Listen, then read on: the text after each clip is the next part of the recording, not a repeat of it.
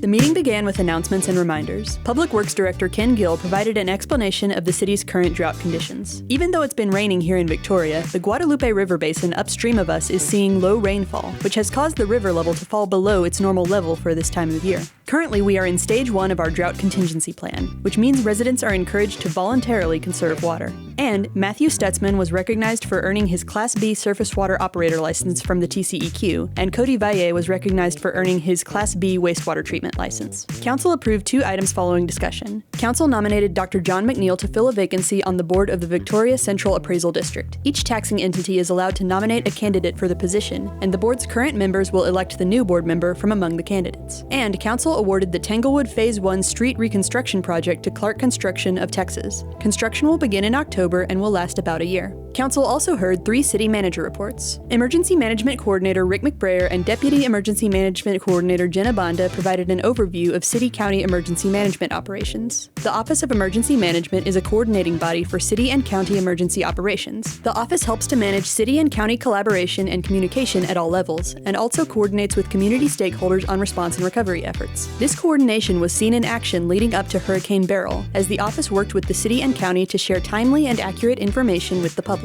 Ultimately, Victoria dodged the hurricane, but if the storm had moved just 15 miles west, our area could have experienced a severe impact.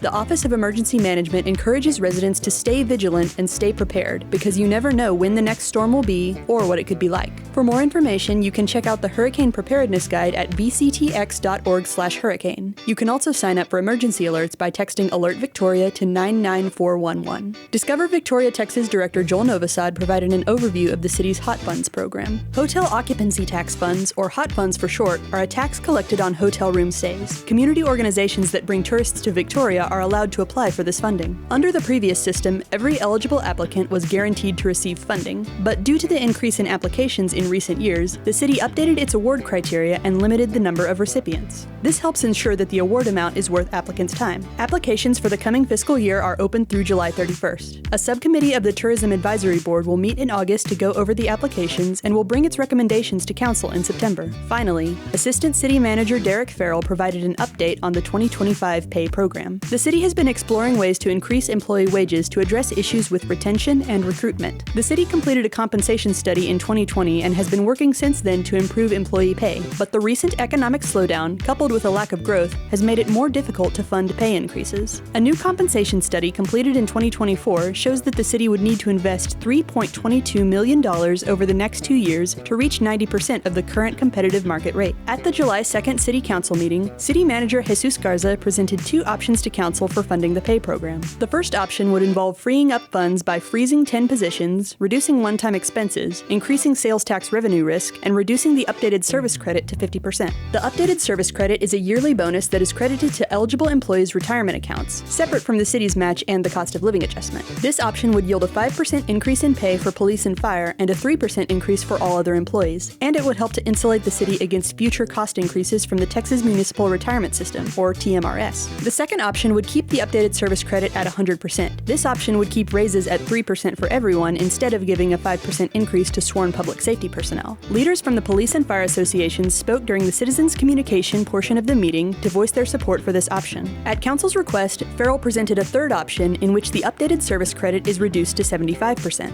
This option would not generate enough savings for additional raises beyond the planned 3% across the board, but it would provide a modest safety net for future TMRS program cost increases. After further discussion and based on feedback from residents and employees, Council indicated that their preferred option would be to keep the updated service credit at 100% and give a 3% raise to all employees. City staff will continue to develop the 2025 budget based on Council's feedback, and Council will take its first vote on the new budget at the August 6th meeting.